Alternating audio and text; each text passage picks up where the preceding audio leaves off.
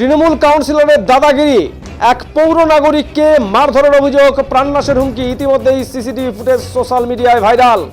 ঘটনায় তীব্র উত্তেজনা মালদা ইংরেজবাজার শহরের 4 নম্বর ওয়ার্ড 2 নম্বর গভর্নমেন্ট কলোনি এলাকায়। ইতিমধ্যে ইংরেজবাজার থানায় কাউন্সিলরের নামে লিখিত অভিযোগ দায়ের করা হয়েছে। ইতিমধ্যেই তদন্ত শুরু করেছে ইংরেজবাজার থানার পুলিশ।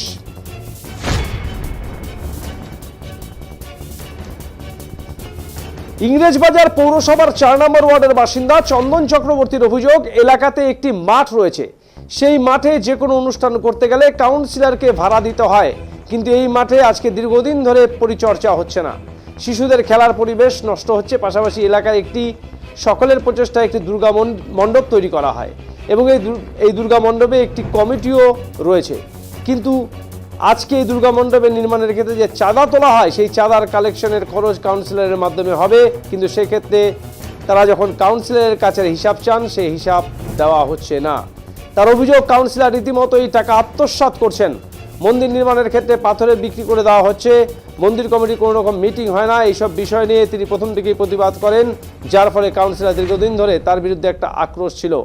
এর আগেও তার বাড়িতে ঢুকে তার পরিবারকে হুমকি দেওয়া হয়, তাকে প্রাণে মেরে ফেলার জন্য হুমকি দেয়, পাশাপাশি বাড়ির সামনে তাকে মারধর করা হয়। তিনি পরিবার নিয়ে রীতিমতো আতঙ্কের মধ্যে রয়েছেন।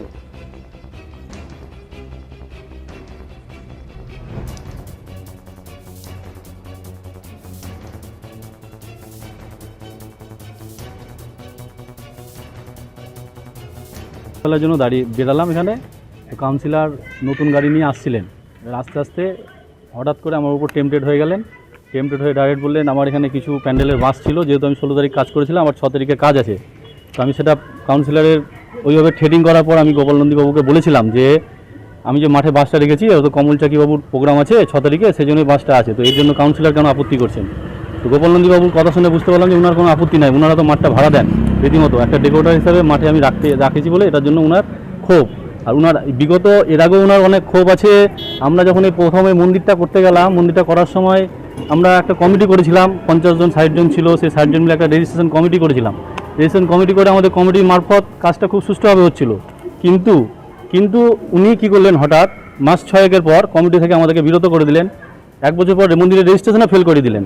ফেল করে দিয়ে এখন টোটাল আমাদের অশোক কাকু মানে মনু কাউন্সিলর 4 নম্বর ওয়ার্ড, আর উনি কী করলেন, টোটালটা এবার নিজের ক্যাপচারে নিয়ে চেষ্টা করলেন যে টোটাল খরচাটা ওনার হাত দিয়ে হবে। এবার ডোনেশন উঠছে পাড়ার, ওখান থেকে কি ডোনেশন উঠছে, ডোনেশন যদি কোথাও বেশি উঠে সেই টাকাটা সম্পূর্ণ দেখানো হচ্ছে না, অল্প টাকা দেখিয়ে আমরা যা খোঁজ পেয়েছি তাই করা হচ্ছে।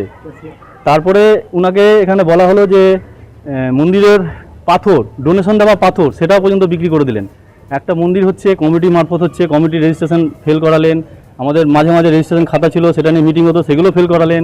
পাথর বিক্রি হয়ে যাচ্ছে, বাচ্চাদের একটা স্লিপ ছিল, স্লিপটাকেও পর্যন্ত বিক্রি করে দিলেন মাঠে।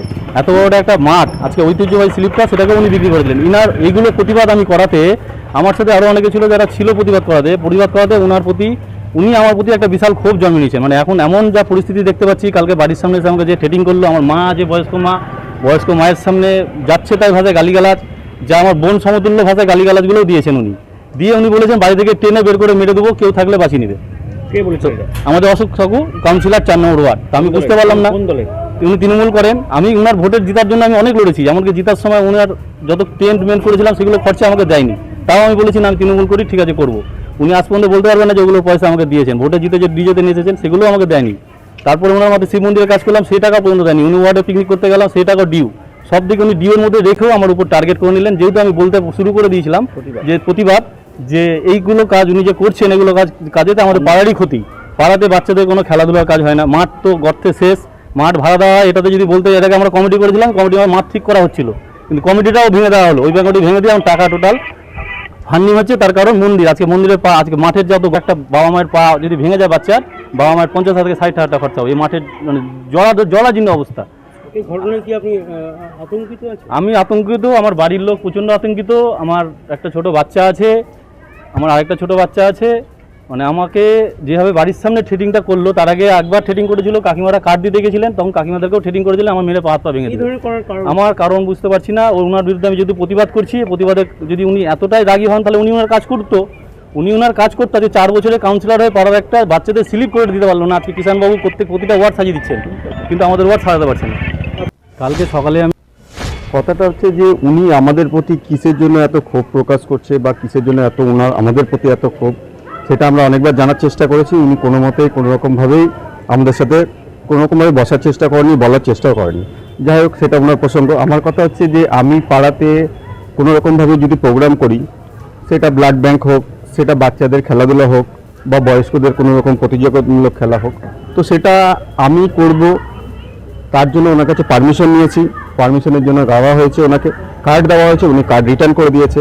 তো আমরা তো এমন তো কিছু নয় যে এমন কোনো বাজে কাজ করছি বা বাজে কাজের সাথে যুক্ত আছে। ভালো কাজ করলে তার বিরোধিতা উনি করছে। আমাদের মাইকিং বন্ধ করে দেওয়া হয়েছিল, 3-4 দিনের প্রোগ্রাম ছিল। কালকে সকালবেলা আমার খুব নিয়ারেস্ট ফ্রেন্ড, খুব ভালো বন্ধু আমার এই ওয়ার্ডেরই, আমার ক্লাসমেট, তো ও সকালবেলা এসেছিল এখানে, ময়লার গাড়ি এসেছিল, তো ময়লার গাড়িতে উনি ময়লা ফেলতে এসেছিল ডাস্টবিন নিয়ে। তো তারপরে পিছনে কাউন্সিলর বাবু আসেন। কাউন্সিলর বাবু এসে ওনার সাথে 2-4টে কি কথাবার্তা বলতে বলে, যতটা আমার শোনা, বলতে আমি শুনতে পাই যে ওনার হাতে গায়ে হাত তুলে দেয়, মানে গায়ে হাত তোলার মতন পরিস্থিতি। তার সাথে ওনার আরও 4-5 জন ছিল যারা ওনার সাথে ছিল। তো আমার কথাটা হচ্ছে যে আজকের ডেটে সকালবেলা বাড়ির সামনে পাতপ্রভাতে যদি একটা ছেলের উপর এইভাবে কাউন্সিলর ধমকি দেয় বা মারতে ওঠে, তো সেই ছেলেটা যদি আজকে রাত্রিবেলা কাজ থেকে ফেরে বা কোনো রকমভাবে তার অ্যাটাক হয়, তার প্রাণনাশে যে ধমকি দেয় বাড়ির সামনে, তো তার দায়িত্বটা কে নেবে? এটা অশোকবাবু নিচ্ছেন। অশোকবাবু ডাইরেক্ট বলছে বাড়িতে 10টা ছেলে ঢুকিয়ে দেবো, যে কোনো টাইম তোমাকে মেরে ফেলে দেবো। অশোকবাবু আমাদের ওয়ার্ডের কাউন্সিলর, 4 নম্বর ওয়ার্ড। উনি টিএমসি, তৃণমূল কংগ্রেস। মন্দিরের কথা হচ্ছে, মন্দিরের কোনো রকমভাবে যে অনেকদিন এই কমিটিটা আমরা নিজেরাই তৈরি করেছিলাম, আমাদের নিজের হাতে কমিটি তৈরি করা, আমরা ক্যাশিয়ার, আমরা কমিটির সংগঠনে সব করেছিলাম। যাই হোক, 1-1.5 বছর পর ওনার সাথে কোনো রকম মনোমালিন্য হয়ে যাওয়ার পর উনি আমাদের পাড়া থেকে একবারে কোণঠাসা করে দেওয়ার পর উনি পুরোটাই নিজের উপরে ইনচার্জ নিয়ে নেয়। এনাকে বলতে গেলে যে টাকা পয়সার সোর্সিং কোত্থেকে আসছে, উনি বলছে আমি 70% টাকা দিচ্ছি, 80% টাকা দিচ্ছি। তো তুমি তো ওনার পকেট থেকে টাকাটা বের করছে না, উনি কালেকশন করছে। তো আমাদের কোশ্চেন যে কালেকশনটা কোত্থেকে আসছে, কোনটা কত, সেই কোশ্চেনগুলো করাতে উনি বিভ্রান্ত হয়ে যাচ্ছেন এবং আমাদের উপর তীব্র একটা রাগ প্রকাশ করছে। কালকে এরকম সকালবেলা আমাদের ওয়ার্ডের কাউন্সিলর মনু সাহা উনি আসছিলেন, ওই নতুন যেটা গাড়ি হচ্ছে ডাস্টবিন ফেলার জন্য, ওটা আসছিল। দিয়ে আমার হাজব্যান্ডও বাড়ির সামনে নোংরা ফেলবে বলে দাঁড়িয়েছিল। দিয়ে তারপরে এরকম হঠাৎ করেই দেখছি মানে খুবই বাজে ভাষায় এরকম গালাগালি করছে, আর মারতে উঠে যাওয়ার মতনই পরিস্থিতি প্রায়। মানে আমি তো ক্যামেরা দিয়ে পরে সব কিছু দেখলাম, আমার ছোট বাচ্চা আছে, আমি ঘরের মধ্যেই ছিলাম, তো ঘর থেকেই আমি দেখছি এরকম করে। তারপরে তো বাইরে ছুটে বেরিয়ে এসেছি, ততক্ষণে মানে প্রচণ্ড অ্যাগ্রেসিভভাবে কথাবার্তা এরকম হয়েছে। তো আমরা তো খুবই চিন্তিত আছি, বিশেষ করে আমি তো, আমার হাজব্যান্ড তো বাড়িতে থাকে না, এমনি ব্যবসার ধরুন, তাছাড়াও রাত বেরাত ওনাকে বাইরে থাকতে হয়। এবারে এরকম করে যদি একটা পাড়ার কাউন্সিলর, ওনার কাজ হলো সকলের দেখাশোনা করা, হ্যাঁ, তো সেইভাবে উনি একটা মানে প্রোটেস্ট করার পরিবর্তে উনি সব সময় ওর চন্দন চক্রবর্তী, আমার যে হাজব্যান্ড, তার উপর এরকম রেগে আছে। কী কারণে আমি তো বুঝতে পারছি না। হ্যাঁ, এক সময় এত ভালো সম্পর্ক ছিল, হঠাৎ করে প্রতিবাদ করছে, করছে। হ্যাঁ, তো পাড়ার জন্যই তো করছে। হ্যাঁ, কিন্তু সেই জায়গায় যদি এরকম করে হেল্প না করে একটা সবসময় অ্যাগ্রেসিভপূর্ণ মনোভাব নিয়ে যদি থাকে, তাহলে তো আমি সবসময় চিন্তিত হয়ে থাকবো যে আমি কী করে থাকবো বাড়িতে। হ্যাঁ,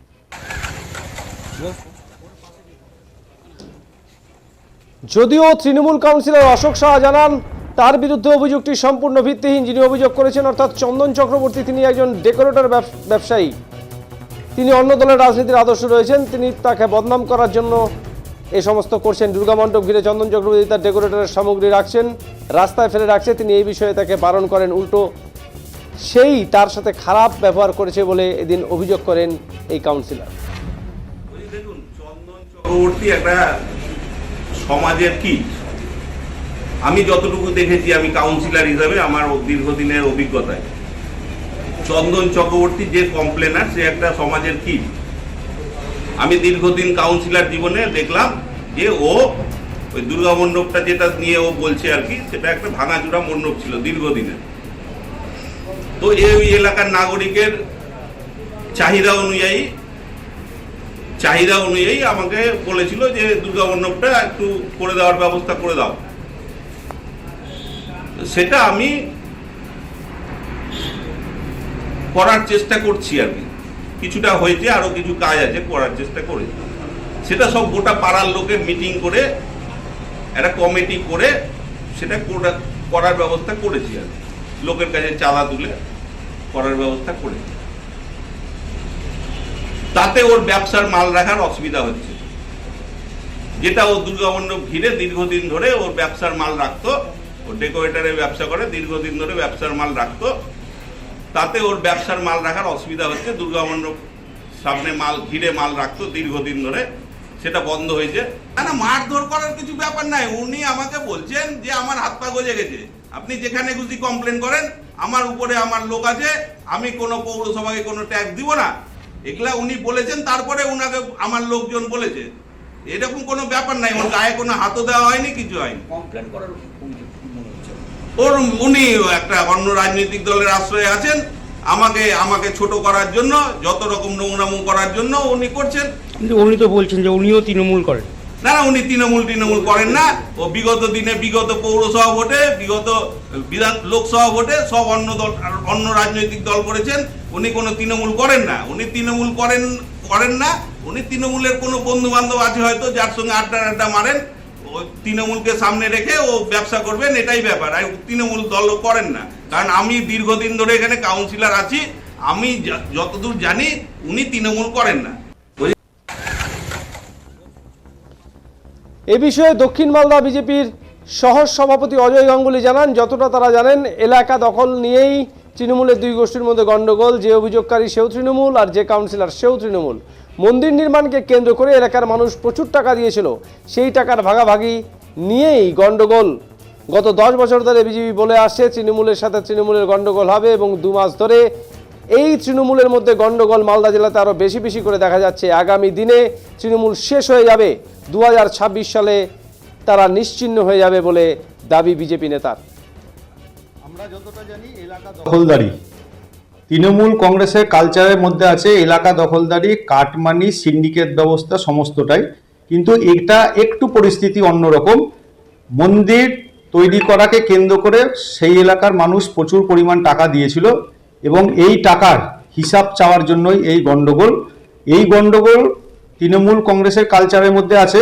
আমরা ভেবেছিলাম মন্দির মসজিদে এই কালচার আসবে না, কিন্তু সেটাকে এখন তারা বাদ দিচ্ছে না। বিগত 10 বছর ধরে ভারতীয় জনতা পার্টি বলে আসছে যে তৃণমূলের সঙ্গে তৃণমূলের গণ্ডগোল হবে, এবং বোমাবাজি তৃণমূলের নেতা তৃণমূলকে মারবে, গুলিও করবে তৃণমূলের নেতা তৃণমূলকে। এই 2 মাস ধরে মালদাতে যে কালচার চলছে সেইটা কিন্তু এখন ঘটছে। এই করতে করতে কিন্তু তৃণমূল কংগ্রেসটা শেষ হয়ে যাবে। 2026 সালে ভালো পশ্চিমবঙ্গের ব্যবস্থার জন্য মালদা শহরের সমস্ত মানুষ দুহাত তুলে ভারতীয় জনতা পার্টিকে আশীর্বাদ করবে, এটা আমাদের আশা, এবং আমরা পশ্চিমবঙ্গে ক্ষমতায় আসবো। বলছি, এই যে গন্ডগোলটা হয়েছে, এটার সাথে কি বিজেপির কোনো যোগাযোগ রয়েছে? বিজেপি তো নাই তৃণমূলের কথাতে। 4 নম্বর ওয়ার্ডে তৃণমূলের নেতৃত্ব যখনই মাইকে বোঝে তখন বলেছে এখানে বিজেপি কোনো অস্তিত্বই নাই। এখন নিজেদের মধ্যে বোমাবাজি, নিজেদের মধ্যে গুলি চলাচলি, নিজেদের মধ্যে কাটমানি, নিজেদের মধ্যে মন্দিরের টাকা চুরি নিয়ে ভাগ, এর মধ্যে এখন আবার বিজেপি চলে আসছে কেমন করে? নিজেদের মধ্যেই তো ওরা বলছে বিজেপি নাই, সেখানে বিজেপি গুলি করবে, বোম করবে, রাত্রেবেলা ঠেট দিবে 200 ছেলে নিয়ে। এটা হাস্যকর কথা না? এটা মানুষ বিশ্বাস করবে না।